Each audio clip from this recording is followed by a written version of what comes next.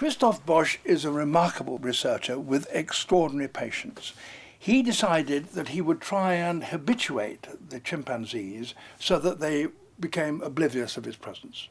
And that meant that he would approach them as soon as he could and then do nothing. And it took him 7 years before, in fact, the chimpanzees accepted his presence. 7 whole years. But once he had done that, it meant that he could remain watching the community, and they took no notice of him. They behaved in an absolutely normal way as though he wasn't there. And that revealed the most extraordinary discoveries. We heard about them particularly because of their ability to hunt monkeys. And Alistair Fothergill asked for permission if I could go and see this. And Christoph apparently said, "Who is this old man? How old is he? In his 60s? He is not fit enough to run through the forest. And if he doesn't keep up with me, I'm not going to wait for him. He will have to find his own way back to the forest." Well, the chances of me finding my own way back to camp through the forest were absolutely nil. However, Alistair said, yes, he's fit enough, he will run with you. So I just had to do that because I knew that if I didn't keep up with him, I would be lost. Unfortunately, I did manage to do so, but it was the most exhausting time of my life. And nonetheless, the payoff was that after, I think it was about a week, suddenly, one morning, it happened, and we were there, and we saw this extraordinary hunting. The extraordinary bit was not that they caught the monkey. The extraordinary bit was that each chimpanzee had his own job, and many of them different jobs, and they worked as a team, and that was a revelation.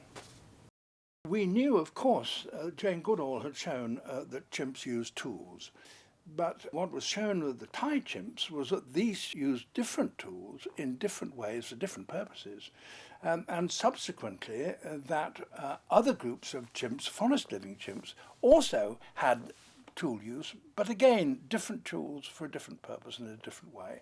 And what that demonstrated was that chimpanzees had a culture, and that is a crucial step in understanding the ways of this species. Before, nobody assumed that an animal species, a subhuman, if you care to use that word, a non-human animal species, would have a culture. How could that be? But there it was demonstrated that chimps in the East Africa or Central Africa did one thing, and chimps in West Africa did a different thing. Fascinating. Perhaps people don't realize how critically endangered chimpanzees are. Maybe it's because chimpanzees in our own culture are somewhat familiar animals. We are familiar with them. What you don't realize is that they are now facing extinction. The forest is being exploited. The timber is being taken out. In order to do that, you are building big roads. So all kinds of people now can get into the forest, deep into the forest. And people are now looking for bushmeat. And it's an appalling thought, but that meat is meat in West Africa, and it doesn't matter whether it comes from a forest antelope or from a chimpanzee. And that has had a disastrous effect on the size of the chimpanzee population. Chimps are being hunted for food. I was in the Ivory Coast 20 years ago, and since then 90% of the chimpanzee population has disappeared. There are only 10% of the population that I once saw. And the need to protect the last 10% is crucial if the chimpanzee is not to be exterminated. The Wild Chimpanzee Foundation is doing 3 things. First of all, it is educating people about the chimpanzees to tell them what is there.